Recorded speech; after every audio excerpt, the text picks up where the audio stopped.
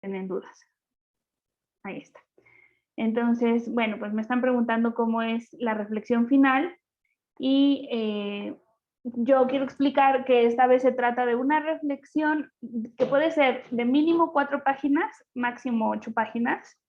Sí, siempre que citen algún autor o una parte del libro, pues sí tiene que estar bien citado, no vamos a aflojar tanto, digamos, el ritmo como para que se pierda el rigor académico, pero sí les quiero decir que es algo breve y que es sobre algún aspecto que a ustedes les haya gustado del libro, del curso, o sea, sí tiene que estar relacionado con los temas que hemos discutido aquí. No sé, pues hay tantísimos personajes en este libro como Cassirer, Poincaré, obviamente Einstein y Bergson, ahora Carnap y Reichenbach, en fin, ¿no? Heidegger. Entonces, ustedes pueden elegir alguna arista, algún aspecto que les resulte como interesante para profundizar y escribir un poco sobre eso, o hacer una especie de reseña del libro, o algo así, ¿no? También hemos hablado un poquito de Marie Curie, de los premios Nobel, o sea, pero es una reflexión cortita. Sí, pues si usan libros o alguna fuente digital, si la tienen que citar, las citas electrónicas digitales siempre se tiene que poner la fecha en la que se consultó la página. Y pues me voy a fijar en que esté bien redactado y que el contenido sea de buena calidad, pero sí les quiero decir que es el semestre que estoy pidiendo algo mucho más corto que las otras veces. O sea, antes pedía que fueran como 8 páginas y ahora estoy aceptando que sean mínimo 4. Y esto es porque llevamos más de un año encerrados y creo que a todos nos está costando cada vez más trabajo concentrarnos en las actividades académicas. Yo hablo por mí y por los colegas con los que he platicado y por los alumnos con los que he platicado. Entonces estoy siendo consciente de la situación y por eso estoy pidiendo el trabajo de esa manera. Y bueno, ayer estuve calificando reportes y les quería decir que entre los comentarios que me hacen como al margen, había una pregunta de un alumno que decía que no había entendido del todo un comentario sobre el tren y la simultaneidad. Entonces, quisiera empezar proyectando un video que ayuda a aclarar esto. ¿En dónde está mi enlace? Aquí. Ya en Classroom subí el enlace al video de YouTube por si en este momento alguno de ustedes no lo alcanza a escuchar bien o si se traba la computadora, que ya me ha pasado cuando reproduzco videos en YouTube. Pero sí lo voy a intentar. Dura 2 minutos, como pueden ver. Entonces, si no lo ven bien, sean pacientes y ahorita en 2 minutos seguimos con la clase normal y ahí está el enlace. Albert. Porque ya empezó. Ahí está el enlace en Classroom para que lo puedan ver todo. Voy a proyectarlo en este momento. Me subo el volumen al máximo. Y aquí tengo que conectar las bocinas para que lo escuchen ustedes.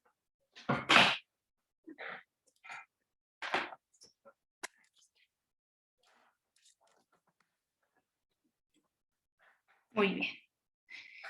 Bueno, para que veamos el video ya sabiendo cuál era la duda, lo que pasa es que en el capítulo de Cassirer, no sé si se acuerdan que al principio Jimena Canales nos comentaba que matan a un amigo de Einstein, como a muchos judíos sobresalientes, allí en Alemania lo matan. Y este hombre, que era Rattenmann, había tenido discusiones con Einstein por carta acerca del tren.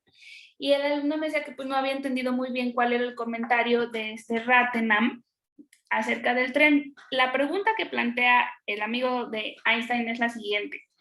¿Qué pasaría si en vez de enviar señales de luz, como vamos a ver en este video, lo que lanzara la persona que está fuera del tren fuera un tubo de dinamita en donde, digamos, estuviera tratando de matar a un zar ruso que está viajando en el tren? Entonces, esa es la pregunta que plantea el amigo, y yo lo que traje el día de hoy es este video en donde sí están lanzando luz para que todos juntos pensemos cómo sería la situación con la dinamita. Espero no tomarme ya más de 5 minutos para esto, porque hay mucho que platicar sobre el capítulo 12, pero pues sí, no quería dejar la duda sin resolver, y hemos tocado en varios capítulos el tema de la simultaneidad, y creo que el video es muy útil para explicarnos lo que sucede con la simultaneidad en la teoría de la relatividad. Entonces, ya sin más, lo voy a reproducir. Los que no lo vean, no se angustien, en 2 minutos regresamos a la clase normal. Ejemplo. Solo por la discusión. Ahí está. Albert. Ejemplo.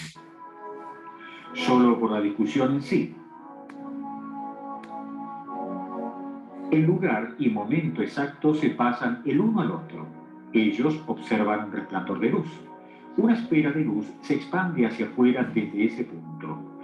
Dado que cada uno mide la velocidad de la luz relativa a sí mismo, cada uno cree correctamente que él siempre está en el centro de esa esfera expandiéndose, aun cuando ellos mismos se mueven alejándose cada vez más.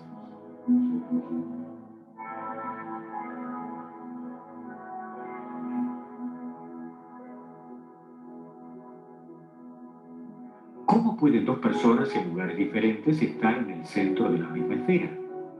Para confirmar su percepción, cada uno pone detectores de luz separados a igual distancia.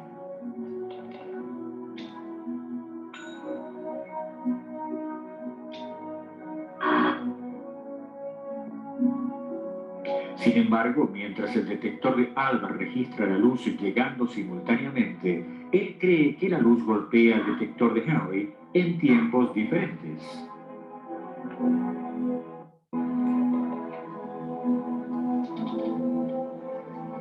Mientras Henry ve lo mismo al revés.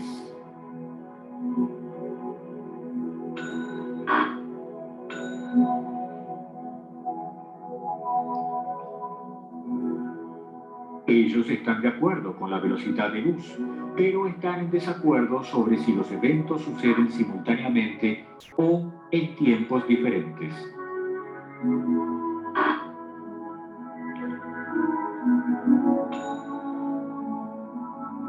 Esto no es semántica, ni un debate insignificante. Muy bien, stop share.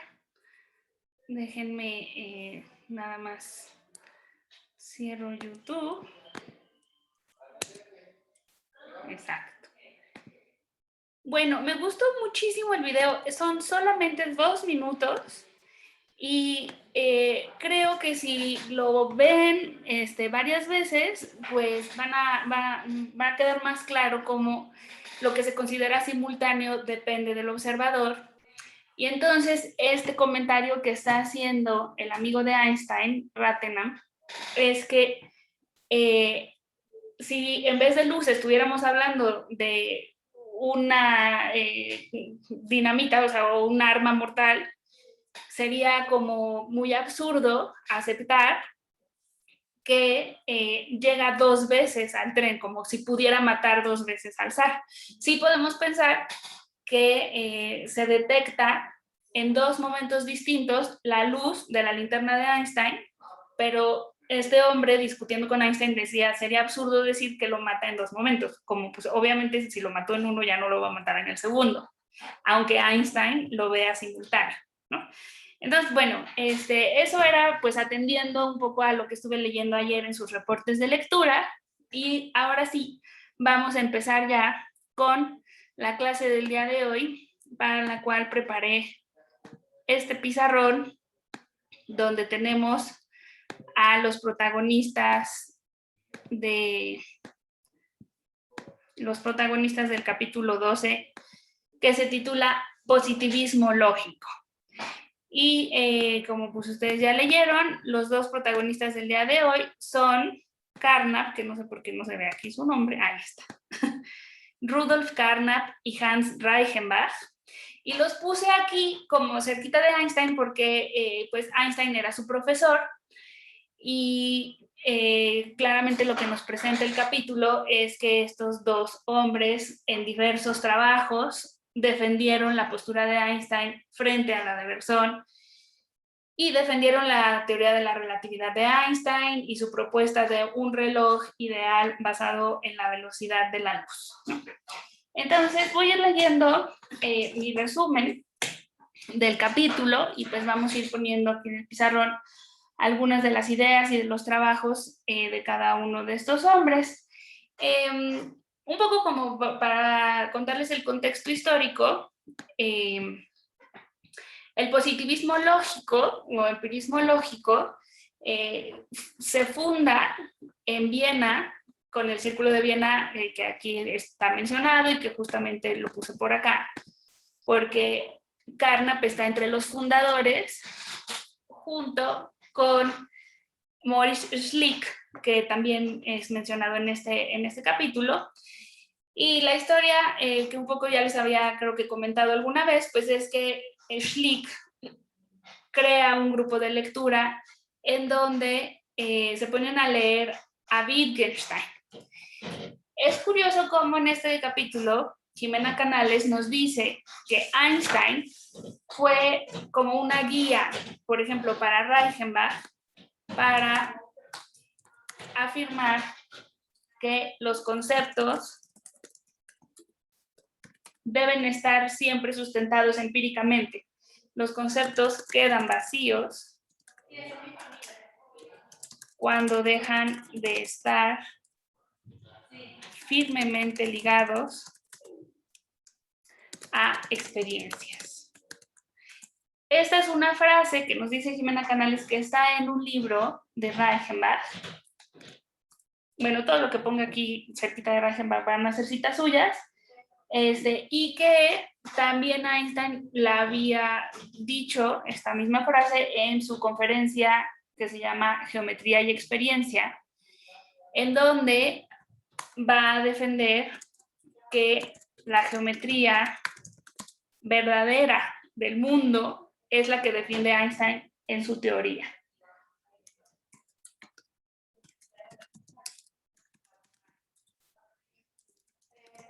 Bueno, no, que utiliza Einstein en su teoría es la verdadera geometría del mundo, la que revela la forma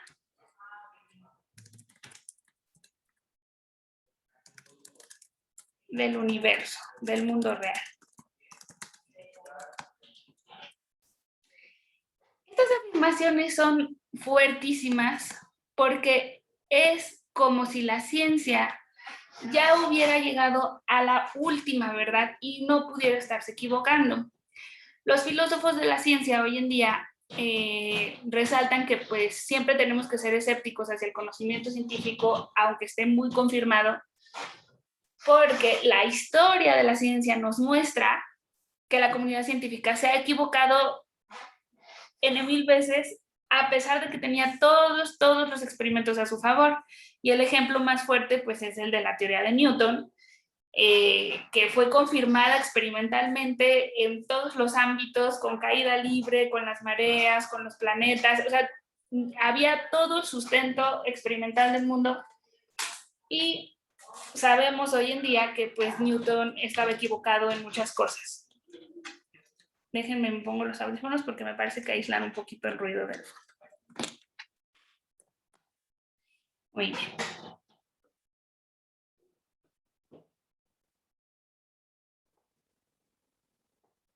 A ver, otra vez, háganme así con su cabeza, ¿sí? Ah, ya vi, gracias. Es que nadie prendió el micrófono y yo no estaba viendo, pero ya ahora ya vi sus caritas. Muy bien. Bueno, lo que les estaba comentando, perdón que vaya un poquito en desorden, es que Carnap viaja a Viena por recomendación de Reichenbach, pero en realidad ellos antes tenían un pequeño círculo que se llamaba el Círculo de Berlín, que es como el primo pequeño del Círculo de Viena. El Círculo de Viena va a ser muchísimo más famoso y va a trascender más que el de Berlín, pero bueno, es que estaban allí a unas horas y cada 2 años hacían un congreso en donde todos se juntaban y estaban muy de acuerdo los de Berlín, que son Reichenbach y Hempel, con Carnap, Otto Neurath, Hans Hahn, que son los que estaban en Viena. Y bueno, Carnap pues viajaba también de un lado al otro. Aquí voy a poner a mi queridísimo Neurath, que ahorita les voy a contar qué hacía, y Hans Hahn. Ahí está. Hahn. Estos tres hombres son los que escriben el manifiesto que inaugura el Círculo de Viena y que, como bien nos dice Jimena Canales, es la cuna de lo que se conoce como positivismo lógico, o lo que es lo mismo, empirismo lógico. Es la misma escuela, lo que pasa es que a veces le dicen de una manera y a veces le dicen de otra. También en algunas ocasiones le llamamos neopositivismo lógico para diferenciar que estos hombres estaban trabajando en los años 20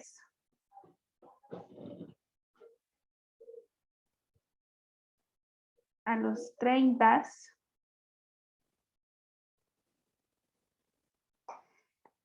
mientras que el primer sociólogo que utiliza la palabra positivismo es Auguste Comte, que lo hace a finales del siglo XIX. Y sí eligieron estos señores en Austria tomar el nombre del positivismo porque una de las tesis más importantes de Comte era que había que fundamentar todo el conocimiento en la observación y atacar a la metafísica. Estos dos pilares del positivismo lógico, por supuesto que están en el capítulo de Jimena Canales, cuando nos dice que el objetivo del positivismo lógico o los objetivos eran los siguientes: robustecer el conocimiento con o utilizando cimientos empíricos, o sea, que todo esté basado en la experiencia, y distanciarse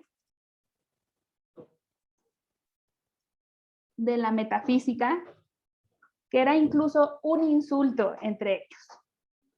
Entonces, mi manera pictórica de representar a esta escuela del pensamiento filosófico tan importante en el siglo XX es siempre con una pirámide, y por eso lo voy a poner por aquí. A ver, nos colapsa esto. Ahí está.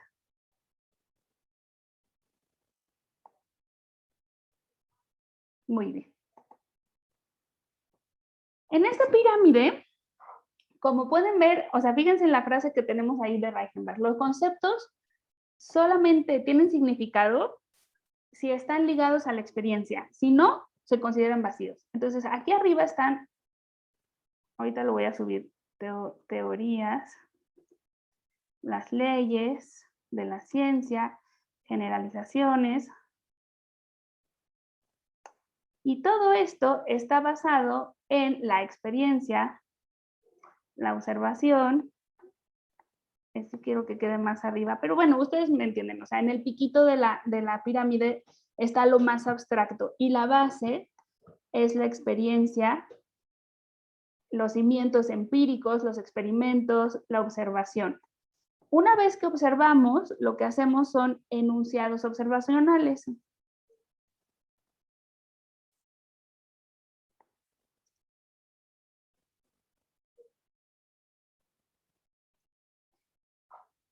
En donde decimos lo que estamos viendo, y por inducción vamos juntando muchos casos iguales, muchos cuervos negros, hasta que decimos todos los cuervos son negros.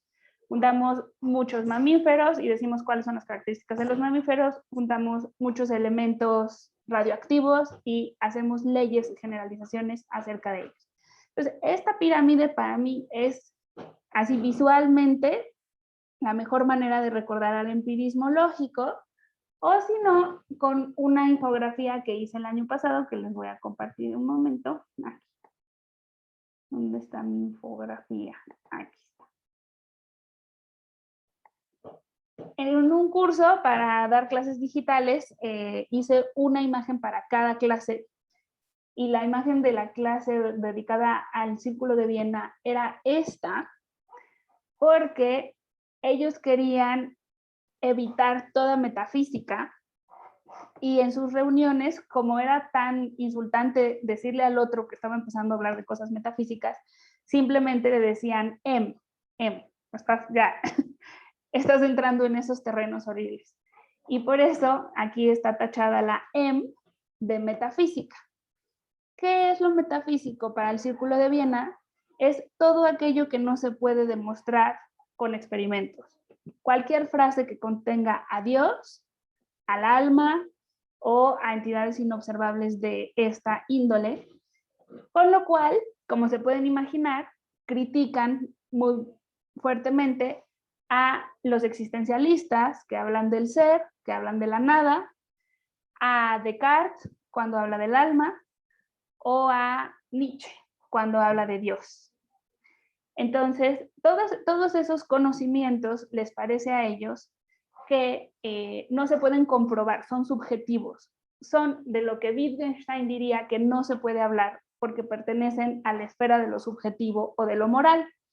Y lo que quieren estos señores es concentrarse en todo lo que se pueda confirmar con la experiencia, pero no solamente las ciencias químicas, biológicas y físicas, también las sociales.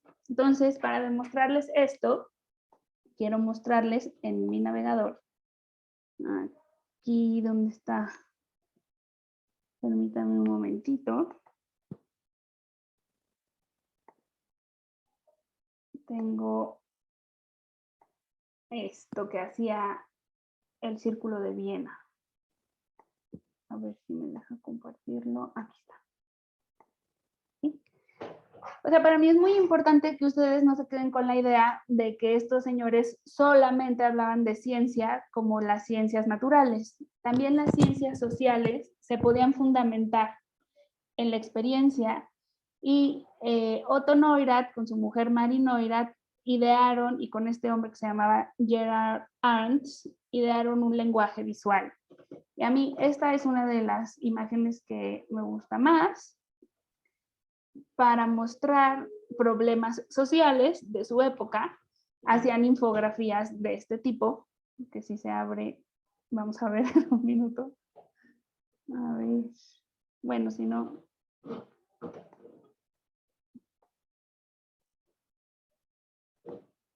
Regresamos, aunque sea que se vea aquí chiquita, pero como pueden ver, está la cantidad de familias sin casa y la cantidad de casas vacías. Y así como esas hacían, esa es mi favorita, por eso puse aquí Empty Houses, pero hacían gráficas para transmitir los problemas económicos, políticos y sociales, ¿no? Entonces, todas esas imágenes son tablas comparativas de lo que ocurre, de qué hombres van a la guerra, de qué clases sociales, etcétera, etcétera. Este es el famoso isotype, que es el lenguaje visual para la educación de las ciencias sociales. Muy bien, bueno, entonces esto fue una pequeña desviación para hablarles del positivismo lógico y vamos a volver a nuestro pizarrón sobre el contenido del capítulo, en donde pues verán que todo lo que les estaba comentando va tomando forma, porque por ejemplo, Jimena Canales nos dice que el positivismo lógico es un movimiento heterogéneo y multifacético. ¿Por qué? Pues porque Carnap, Neurath y Hans Hahn y otros amigos que estaban por allí, reuniéndose con ellos los jueves a leer, pues pueden tener pequeñas diferencias entre ellos respecto a cómo se justifican, por ejemplo, los enunciados observacionales, ¿no? Esas eran algunas de sus discusiones.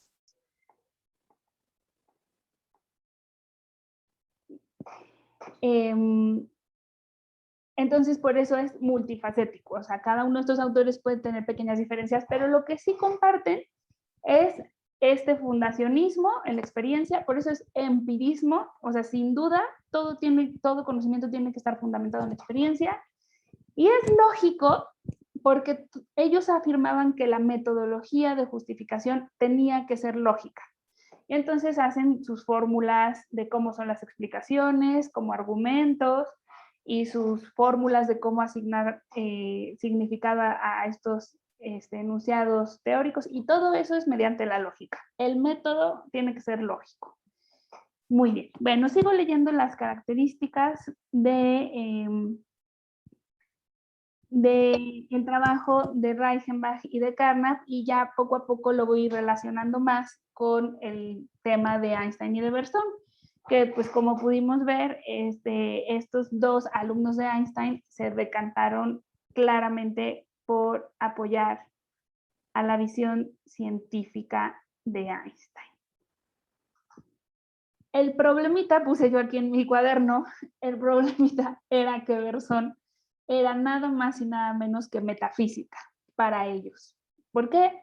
Porque para ellos la metafísica es todo aquello que no se puede confirmar. Entonces, si estamos hablando de la libertad, del vitalismo, de la intuición, todo esto cae para el empirismo lógico en lo que se considera que se debe remover del conocimiento, que se debe evitar, la metafísica.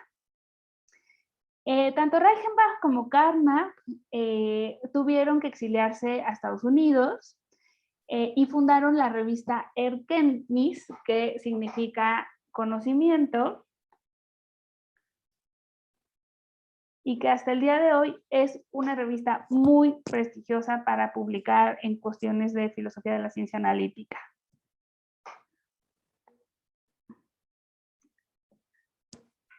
En esta revista se exponía que la ciencia era excepcional. ¿Por qué excepcional? Porque está mejor justificada que otros tipos de conocimiento. Respecto a Carnap, nos comenta Jimena Canales que escribió varios textos y su tesis, pues afinando esta postura a favor de Einstein. Entonces, déjenme hacerlo un poquito más chiquito de la letra para que me quepa aquí cosas sobre sus publicaciones. Bueno, está la famosísima publicación que se titula La construcción lógica del mundo, que en filosofía de la ciencia conocemos como el Aufbau. Es así como el libro más famoso de Carnap, Aufbau. Y es de 1928. Y lo que hace ahí es atribuir a Bergson la tesis de que lo que él está afirmando cae en la esfera de lo no racional, absolutamente siguiendo a Wittgenstein, el primer Wittgenstein del Tractatus, donde de lo que podemos hablar solamente es aquello que está basado en lo que acaece, en lo que ocurre, en los hechos, y todo lo demás es de lo que no podemos hablar. Entonces, Bergson, en términos wittgensteinianos, habla de lo que no podemos hablar. Y pues eso lo hace ver Carnap en esta obra. Discrepa con Bergson respecto al papel que tiene la ciencia y pues para Carnap, como hemos estado viendo con esta pirámide, el conocimiento científico se debe relacionar con los datos de la percepción. Para Carnap es inútil todo aquel conocimiento que trascienda al reino de la ciencia, que por medio de la inducción pase de la observación a las teorías, ¿no?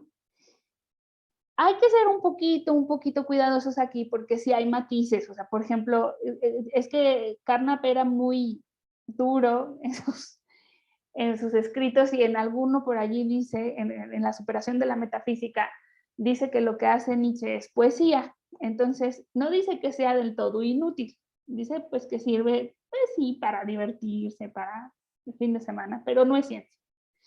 Y la filosofía tiene que dedicarse a clarificar los significados del conocimiento científico, natural y social, en vez de estar hablando del ser y de Dios y de la nada. Esa sí es la postura de Carnap, que pues, como se imaginarán ha sido muy criticada.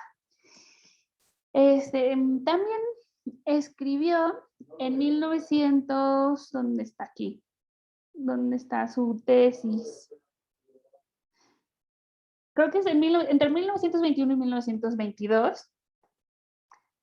escribió su tesis, Jimena Canales nos puso el título en alemán de Raum, y ya busqué qué significa, y significa el espacio.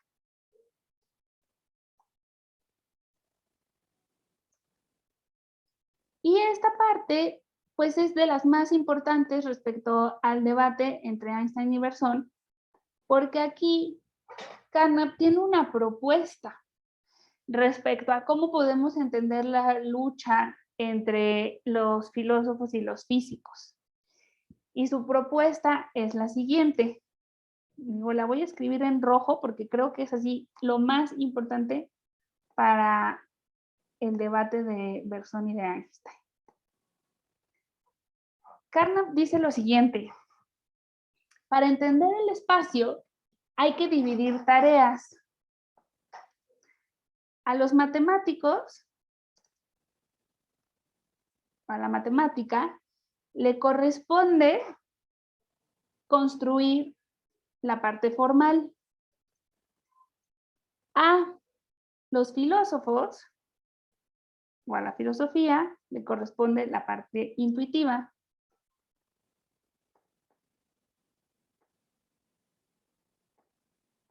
No sé si escribí mal. Filosofía. Pues que le puse los acentos. Ahí está.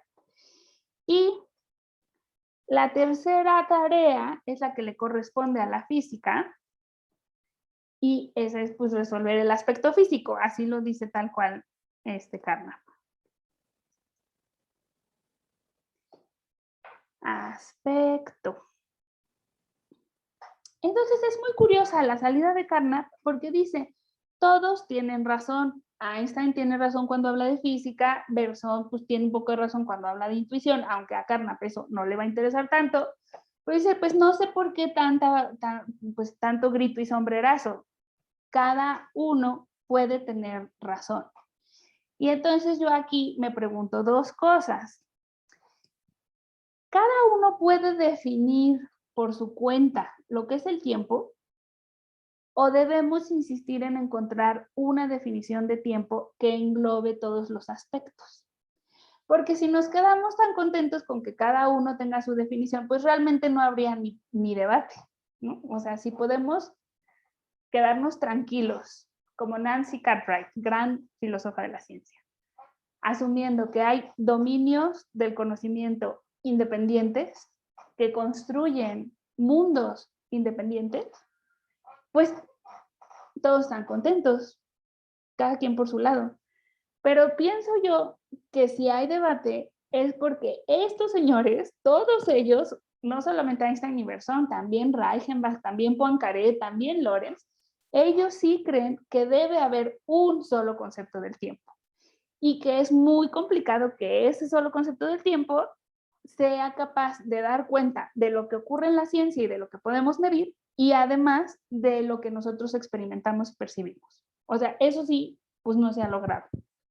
Entonces lo único que hacemos a veces pues es resignarnos y decirnos, es que está el tiempo de los filósofos y el tiempo de los físicos. Bueno, pues eso es respecto a Carnap. Ahora vamos a pasar un poquito más a lo que dice Reichenbach. Reichenbach, bueno, pues como ya vieron, así súper fan de Einstein, lo defiende en todos lados. Y vamos a escribir aquí arriba en nuestro pizarrón algunas de las obras que publicó. El sentido del tiempo, que es una obra póstuma de 1956. Y The Rise of Scientific Philosophy.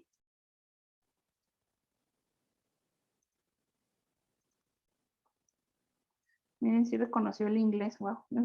Hay unas cosas para las que me parece súper arcaica esta aplicación y otras para las que me sorprende.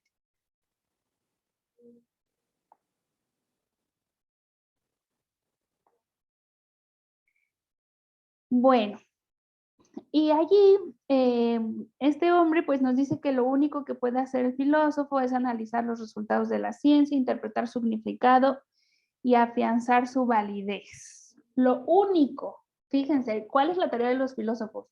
no decirnos lo que es moralmente correcto, no decirnos lo que significa el ser. La tarea de la filosofía es analizar los resultados de la ciencia, entendida como ese gran cúmulo de conocimientos basados en nuestra experiencia como humanidad, y interpretar su significado afianzando la validez. Interpretar significa relacionar los enunciados de la ciencia con objetos en el mundo. Estos señores son realistas y creen que el conocimiento describe el mundo tal cual es, por eso Einstein describe el universo tal cual es. Y el trabajo del filósofo, que no es poca cosa, es ir viendo que esto sea verdad, que haya correspondencia. Por eso hace las famosísimas reglas de correspondencia de Reichenbach, que vayan relacionando el mundo con los enunciados científicos. Y pues así también describe la historia de los conceptos. Dice que pues va cambiando poco a poco hasta que llegamos al verdadero objeto del mundo descrito por la ciencia. Otra de las cuestiones que nos comenta Jimena Canales en este capítulo es que Reichenbach defendió a Einstein diciendo que su reloj ideal no era una opción entre muchas, como afirmaba Poincaré que hacían los científicos en un convencionalismo, sino que era idóneo, ideal y que estaba basado en la experiencia. Entonces lo vamos a escribir aquí. Voy a hacer un poco de huequito para ir escribiendo las frases de Reichenbach. El reloj ideal, bueno, no son comillas porque otra vez estoy parafraseando. El reloj ideal, que como recordamos de capítulos anteriores, está basado en la velocidad de la luz, como una constante de la naturaleza que nunca nos va a fallar, no solamente es una convención, no debe ser elegido, simplemente por convención, como afirma Poincaré,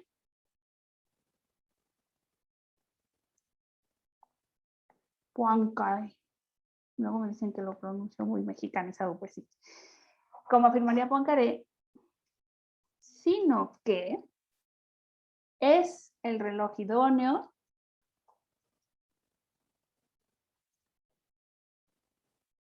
por la experiencia que tenemos al medir el tiempo.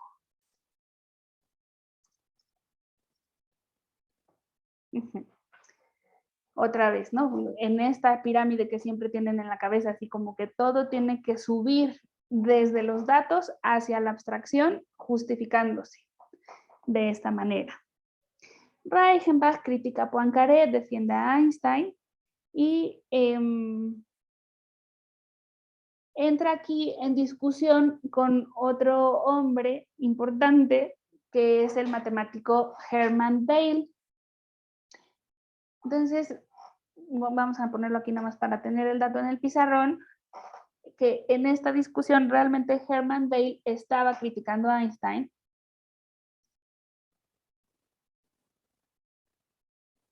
Hermann Weyl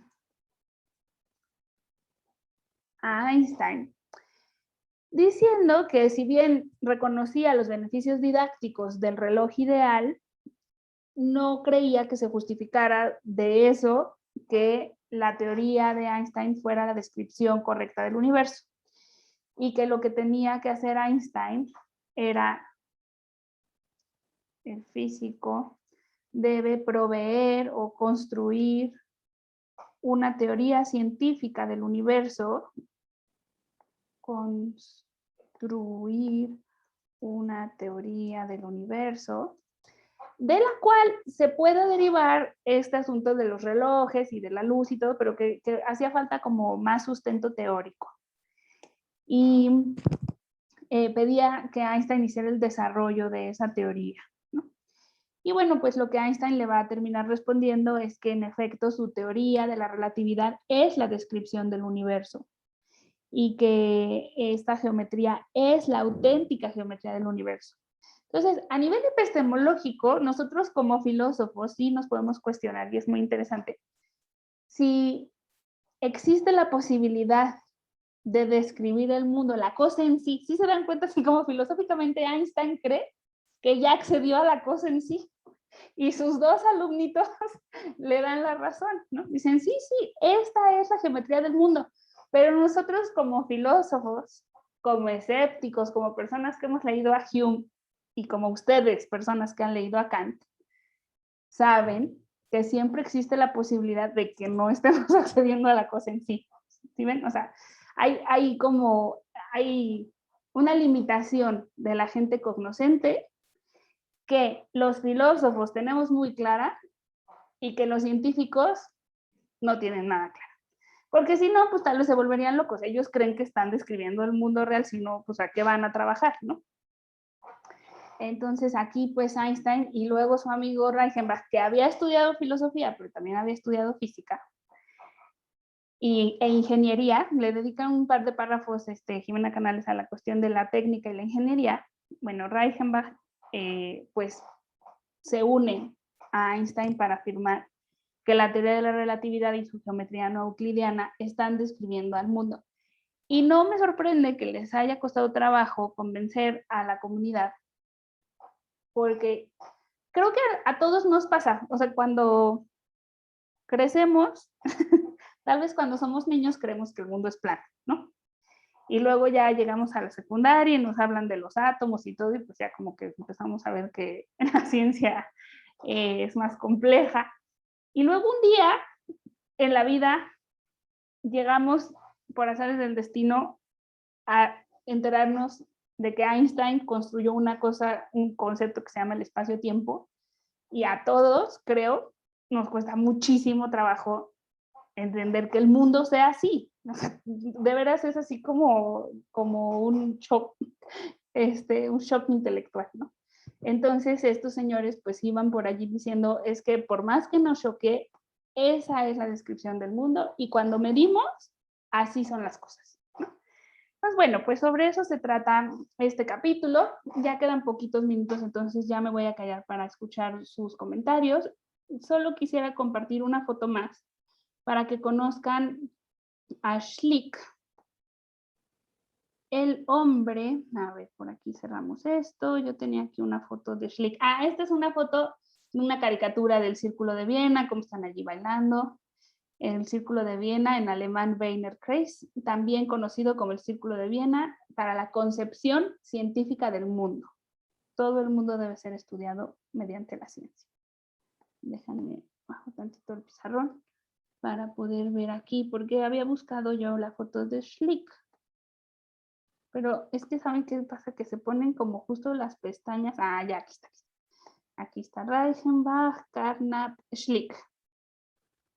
Bueno, conozcan a Schlick, el fundador del Círculo de Viena, por cuyo asesinato se suspenden las reuniones ya para siempre y se define por clausurado el Círculo de Viena.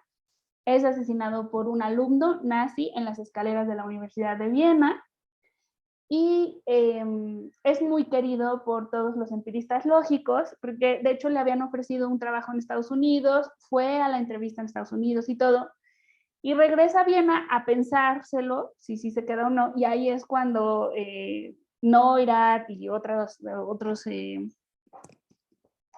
estudiantes de la Universidad de Viena le dicen que no se vaya a Estados Unidos, que se quede, y pues sí se queda, y fundan este círculo de lectura de Wittgenstein, de lógica, en donde pues nace esta importantísima corriente de la filosofía de la ciencia. Y de hecho se dice que ahí nace lo que llamamos filosofía de la ciencia analítica.